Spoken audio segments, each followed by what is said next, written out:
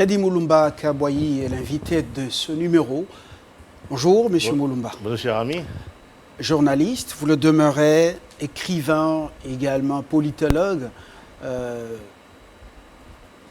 La RDC est-elle au cœur d'une nouvelle guerre froide entre les États-Unis et la Chine? Hier, c'était donc Moscou et Washington.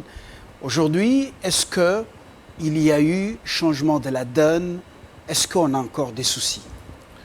Oui, merci beaucoup, M. Lumbala. Je pense que aujourd'hui, après coronavirus, qui masque la crise économique mondiale, tout le monde s'accorde, au moins experts en géopolitique, que la Chine sera la première puissance mondiale après cette pandémie.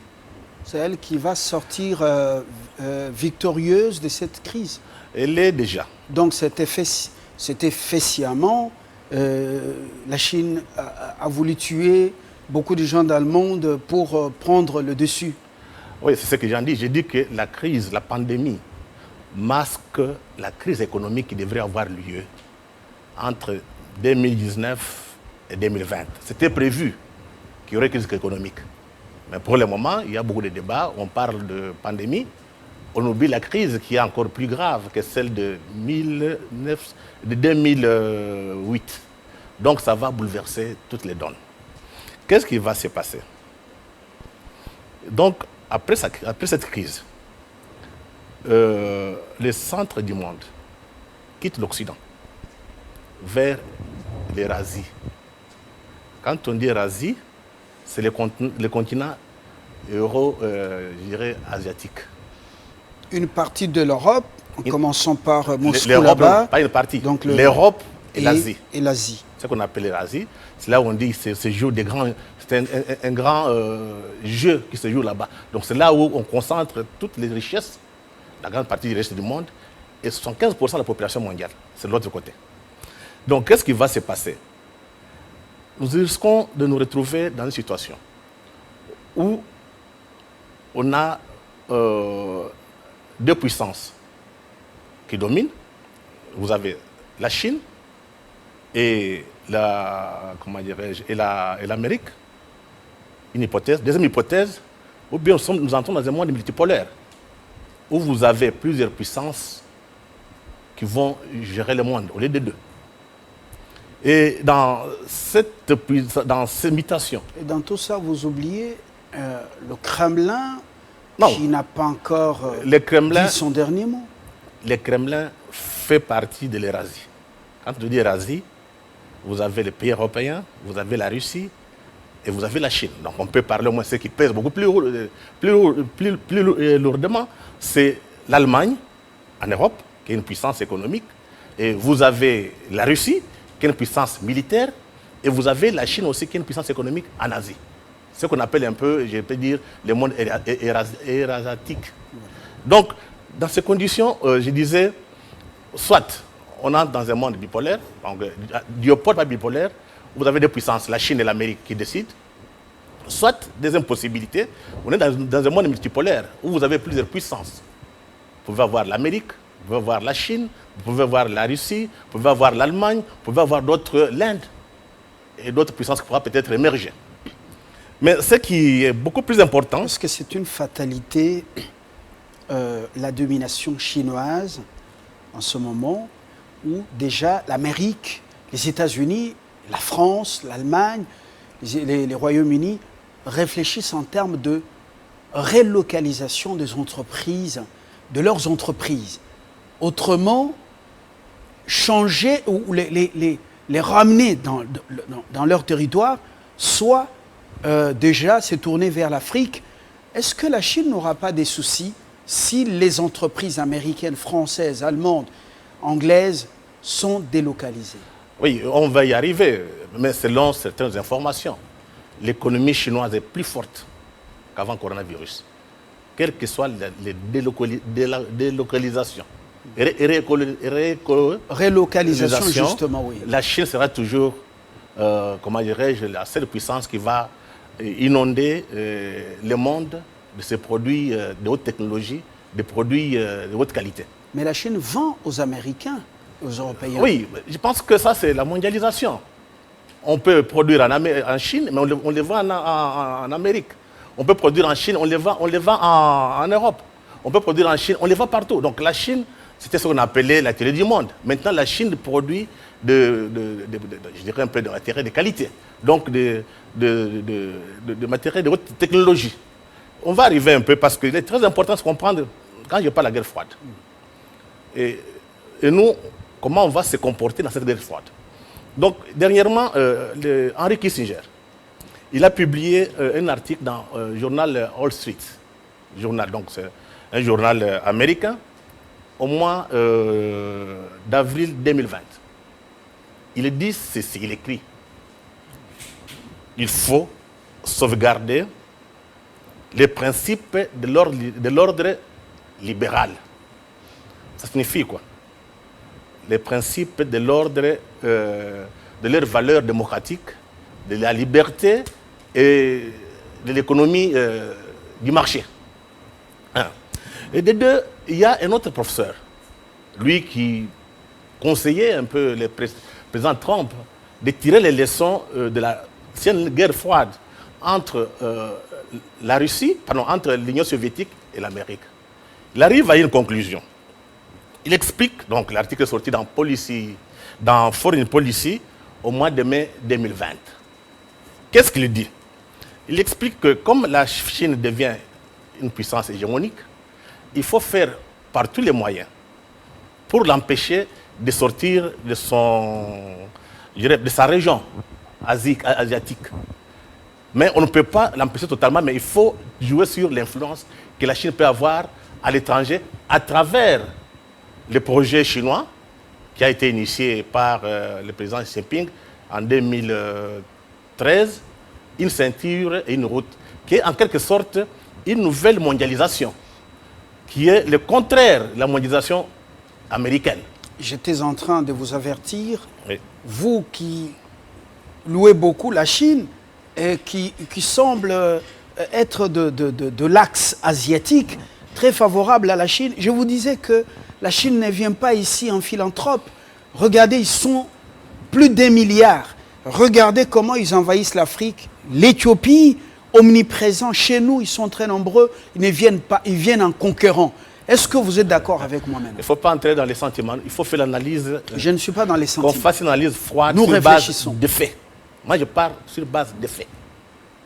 Je ne suis pas philosophe. Je suis politologue. Donc, je disais, la Chine sera la plus grande puissance mondiale, mais en face, il y a l'Amérique qui veut aussi sauvegarder le valeur, comment dirais-je, le principe de l'ordre libéral. Or, la Chine n'est pas libérale. La Chine est communiste. Et la Chine est communiste, et en face, il a non seulement le monde libéral, mais aussi la Chine gère son économie, c'est une économie gérée par l'État par les partis communistes à travers l'État. Donc c'est en contradiction avec, comment on appelle ici, avec les Américains. Donc il y aura l'affrontement au niveau d'abord du modèle économique. Il y a déjà l'affrontement où il y en aura. Ça vient de commencer. Il y aura l'affrontement entre le modèle économique, le modèle chinois. Vous avez vu ce qu'ils ont fait après le coronavirus. Ça a été un succès. En face d'un modèle libéral avec des États qui sont en difficulté.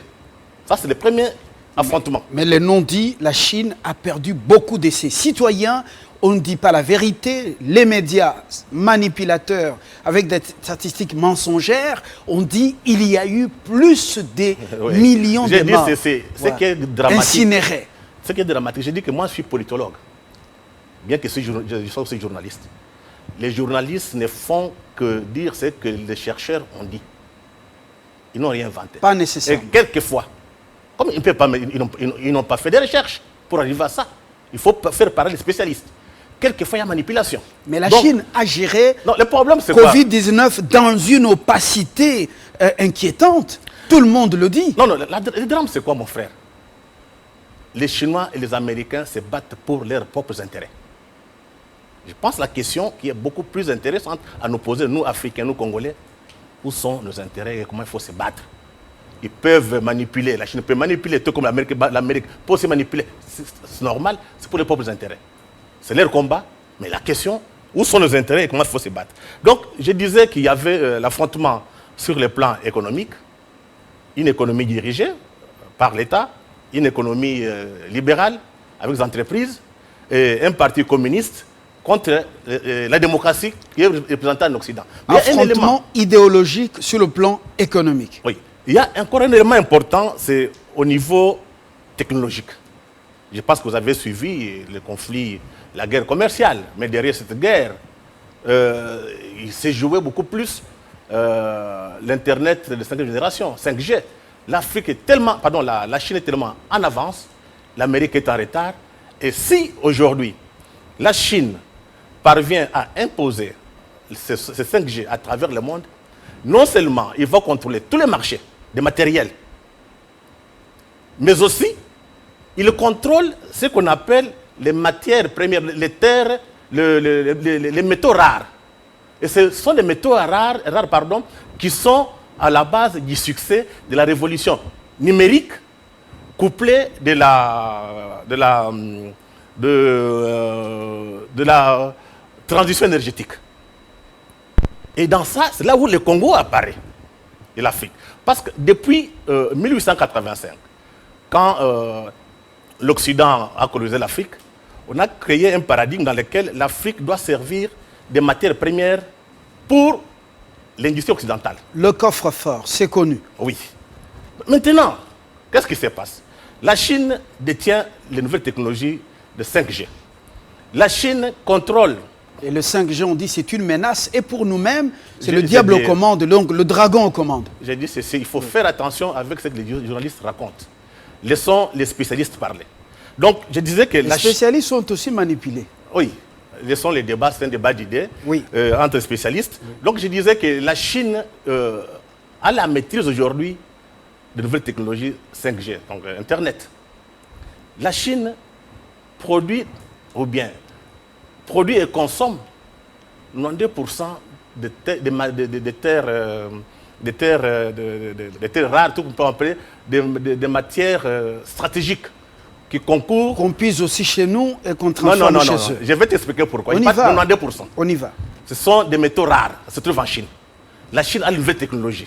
Et quand vous avez, dans l'histoire, la puissance qui a l'énergie, la puissance qui a la communication, c'est elle qui dirige le monde. C'est le cas de la Chine. Donc, si la Chine devient ce qu'elle est, ce n'est pas parce qu'elle a fait des guerres, c'est parce que la Chine a maîtrisé, ou bien maîtrise les nouvelles technologies, parce que la Chine a les métaux rares qui concourent à ce succès des nouvelles technologies, que les autres n'ont pas. Mais là où le Congo intervient, c'est à quel niveau? C'est au niveau du cobalt. Voilà pourquoi je parle de la guerre froide entre la Chine et l'Amérique sur le Congo. Nous sommes les premiers producteurs du cobalt. Nous avons 64%. Et la Chine a vidé notre sous-sol pour aller transformer notre cobalt là-bas. C'est connu. Non, c'est dangereux. Non, c'est dangereux. Il faut informer notre peuple. On ne se tombe pas dans les sentiments. Dès que la guerre a commencé ici, ceux qui contrôlaient le cobalt ou bien le cuivre, c'était beaucoup plus Tengue Fungurume. Mais Tengue Fungurume, ce sont les Américains qui ont vendu aux Chinois. Et les Chinois transforment, ils prennent le même produit fini pour aller vendre aux Américains. On connaît ce qu'il y a. Il faut comprendre ces enjeux. Les Américains ne sont pas sortis, ne sont pas partis de Mwanda. Ils sont dans Perenco. Il ne faut pas qu'on se l'air. Il faut qu'on fasse attention. Parce qu'il faut expliquer à notre peuple où sont les véritables enjeux. Parce que je viens de vous parler ici, qu'il y a l'affrontement au niveau de 5G. Il y a l'affrontement au niveau d'une vision économique. Il y a l'affrontement au niveau idéologique. Or, la guerre froide entre l'Amérique et l'Union soviétique, c'était quoi? Empêcher à ce que le communisme s'installe au Congo et en Afrique. C'était aussi en dessous, ne pas donner l'occasion, ne pas permettre à l'Union soviétique de contrôler le cobalt. Parce que le cobalt, c'est une matière stratégique qui concourt dans la fabrication des fusées et d'autres armements. Et ça, qui le dit? Larry Delvin. Larry Delvin, c'est un agent de la CIA qui était ici. Et Larry a dit qu'il faut faire par tous les moyens pour éviter que l'Union soviétique mette la main sur le Congo. Voilà pourquoi on a assassiné Lumumba, qui était identifié comme pro-soviétique contre les Américains. Donc, si je parle de cette histoire, c'est pour qu'on tire des leçons. Pourquoi? Durant la guerre froide entre l'Amérique et l'Union soviétique, le Congo a été victime. Le Congo a perdu beaucoup d'hommes politiques, assassinés. Le Congo a connu plusieurs guerres. Mobutu avait presque tout donné aux Américains. Résultat, à la fin, qu'est-ce qui s'est passé? On nous a payé en monnaie de singe. Qu'est-ce qu'on a fait? On a armé le Rwanda et l'Ouganda par les multinationales et les grandes puissances pour venir nous piller. Ils sont encore opérationnels. Toutes ces manœuvres dans l'Est de mon pays, ce n'est plus un secret pour personne. Est-ce que ce n'est pas de la naïveté de croire que le monde capitaliste, c'est le diable et le monde asiatique, surtout la Chine, ce sont les anges? Oui, mais ça, c'est le raisonnement des Africains. Je dis, est-ce que ce n'est pas d'une naïveté? C'est le raisonnement des Africains, des Congolais en particulier. Je vous dis qu'ici, c'est question d'intérêt. La Chine se bat pour ses intérêts. L'Amérique se bat pour leurs intérêts aussi. Mais la question qu'il faut que les Africains et les Congolais se posent, où sont les nôtres? Voilà pourquoi il faut tirer les leçons de l'histoire. Donc nous sommes au cœur de cette nouvelle guerre. Cette nouvelle guerre, ça aura lieu. Et meurtrière. Non, j'ai dit guerre froide. Mais elle est meurtrière. Oui, donc ça aura lieu. Donc maintenant, qu'est-ce qu'on peut tirer comme leçon? Comme la fois dernière, on a pris un camp contre un autre. Cette fois-ci, il faut prendre du recul, identifier nos intérêts et savoir les défendre. Ça réclame quoi d'abord? Avoir des hommes politiques qui ont une vision.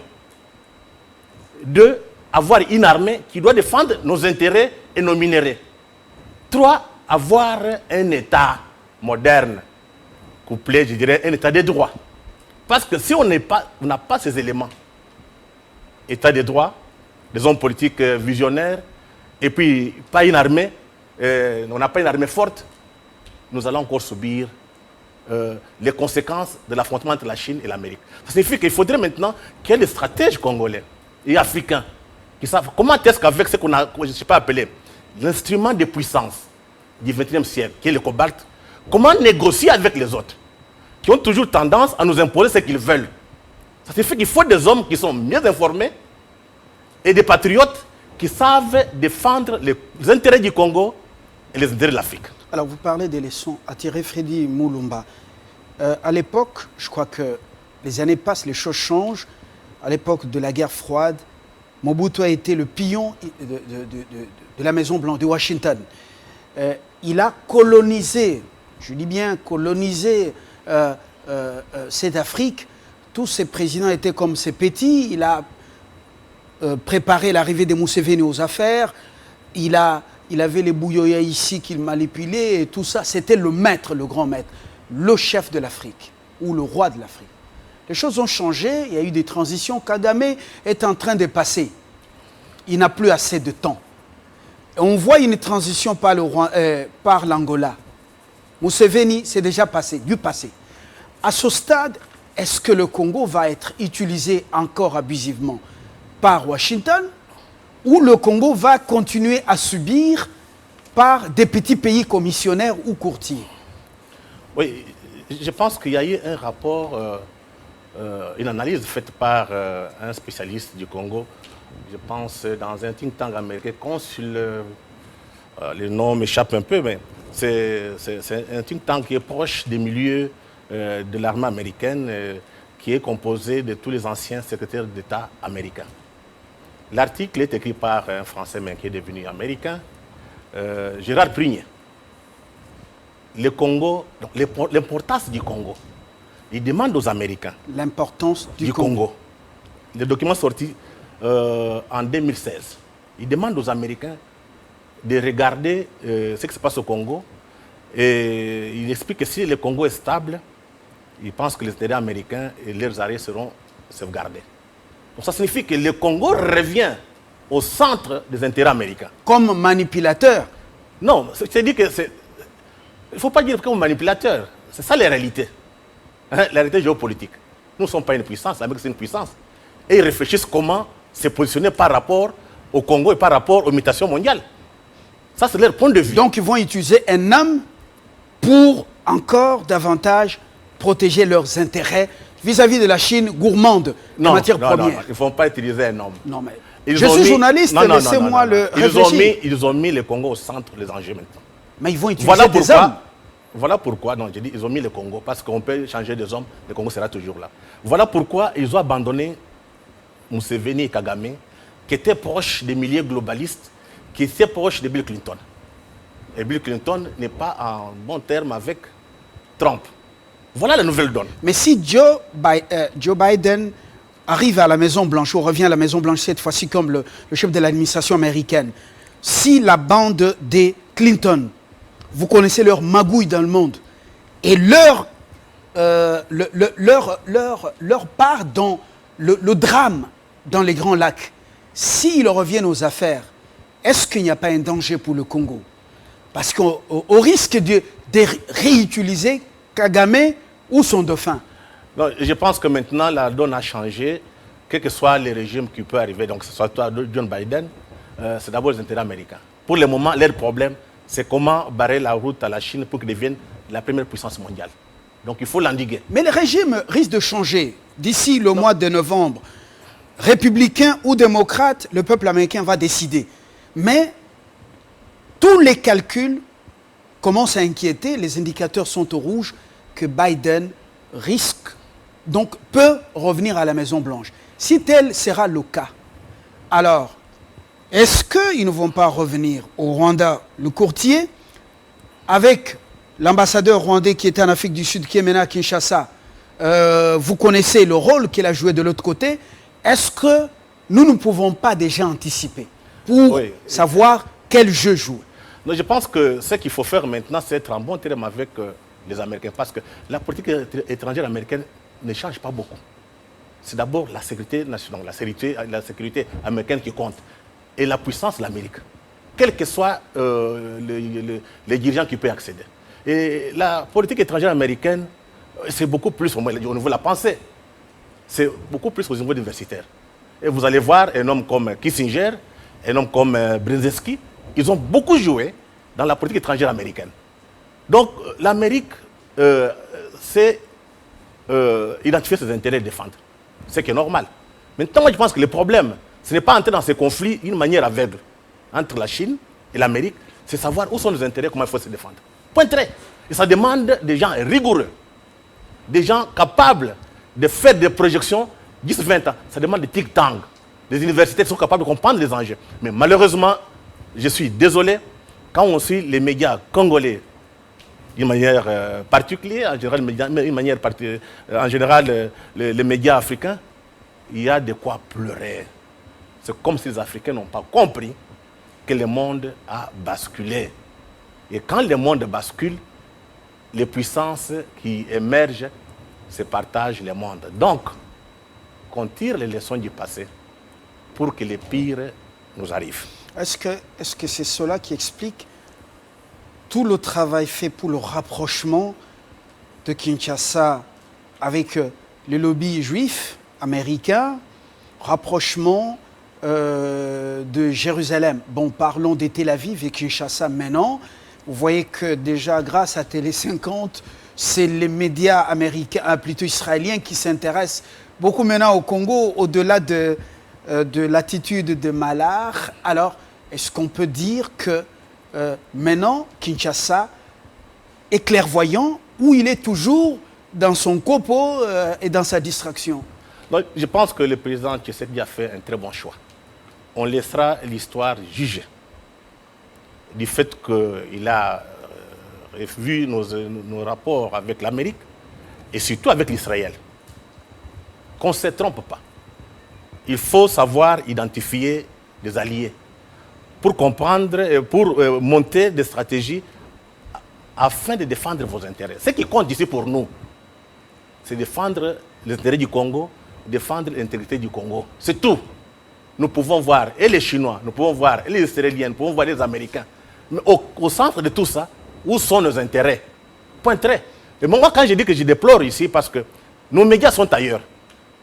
Ils ne savent pas qu'est-ce qui est essentiel, qu'est-ce qui est accessoire.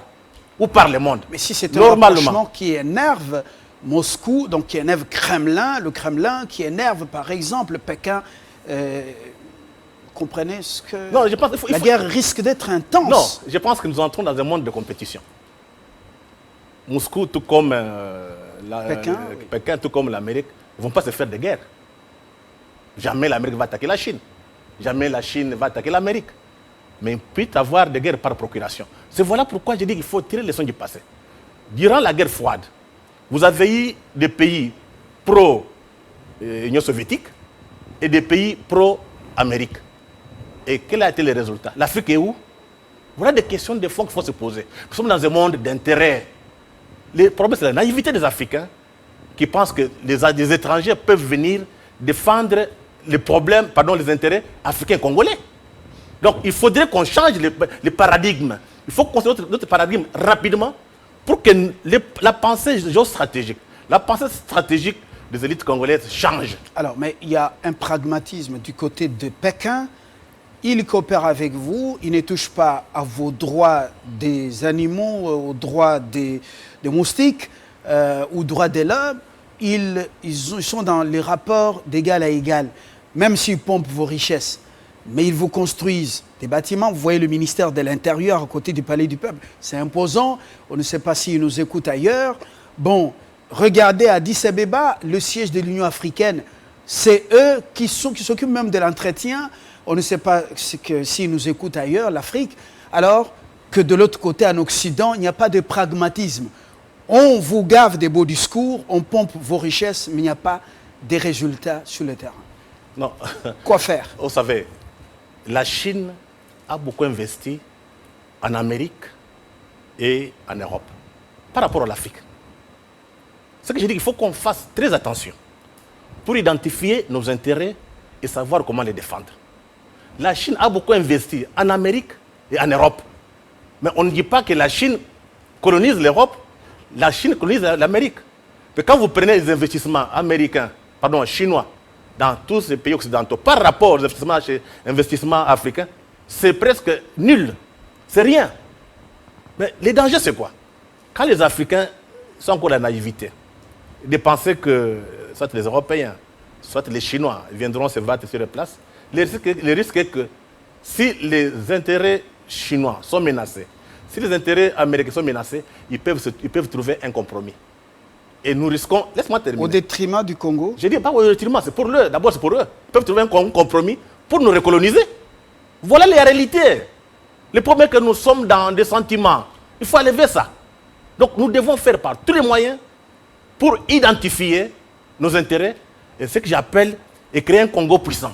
Dans ce monde, on négocie avec les puissants, pas avec les faibles. Donc nous devons changer notre mentalité. Mais à l'interne, Mulumba, vous êtes en train de vous chamailler, vous vous disputez. Vous êtes dans des petites querelles clanico-tribalo-ethniques. Vous êtes dans les distractions. Division. Oh, celui-ci est d'en haut, l'autre est d'en bas. L'autre est du nord, il est du sud. Et en même temps, des guerres, vous fragilisez. Face à toutes ces menaces, quelle attitude l'intelligentsia doit adopter? Ça révèle la médiocrité des élites. Parce que quand vous avez des élites lucides, ils savent qu'est-ce qui est censé, qu'est-ce qui est accessoire. Regardez vos médias. Moi, c'est ce qui me fait mal. Parce que tous ces discours, tous ces débats devraient être pris en charge par les médias. Que font les médias? Dans des questions secondaires. Ça signifie que le problème n'est pas seulement d'avoir une élite politique médiocre, mais aussi des journalistes médiocres. Parce que les journalistes doivent être vigilants et aider notre peuple à comprendre les véritables enjeux. Pas entrer dans des polémiques. Depuis, ça fait plus de 2 ans, il n'y a que des polémiques. Or, ce sont les journalistes qui peuvent décider quels sont les dossiers ou bien les questions essentielles pour la civile de notre nation qu'il faut mettre sur la place publique. Mais si les organes sont confiés entre les mains des politiques ou des politiciens, voilà, au nom des alliances, qu'est-ce que vous voulez? Non, je pense que ça, en partie c'est vrai, mais ça ne peut pas tout expliquer. Aujourd'hui, nous avons les réseaux sociaux. Les réseaux sociaux sont devenus plus puissants. Avec dégâts. Quels dégâts? Je vais t'expliquer Monsieur pourquoi. Mulumba? Les réseaux sociaux sont devenus plus puissants que les médias traditionnels. Mais le problème, c'est quoi? La qualité des élites africaines, la qualité des élites congolaises. Quel est le niveau de débat dans les réseaux sociaux? Terre à terre. Un débat de quel niveau? Pourquoi les intellectuels, soi-disant intellectuels, ne peuvent pas améliorer les débats dans les réseaux sociaux? Ça signifie quoi? Aujourd'hui, on ne peut pas dire qu'on vous a censuré, on ne vous donne pas l'accès aux médias. C'est la liberté. Tu peux écrire une analyse, les publier sur les réseaux sociaux, que laisser des médiocres occuper la place. Donc, je demande un peu à ceux qui sont encore restés lucides d'aider notre peuple de comprendre où sont les intérêts et éviter la recolonisation. Monsieur Mulumba, je vous remercie d'être venu. Merci pour l'éveil patriotique. Voilà. C'est notre travail en tant que citoyen.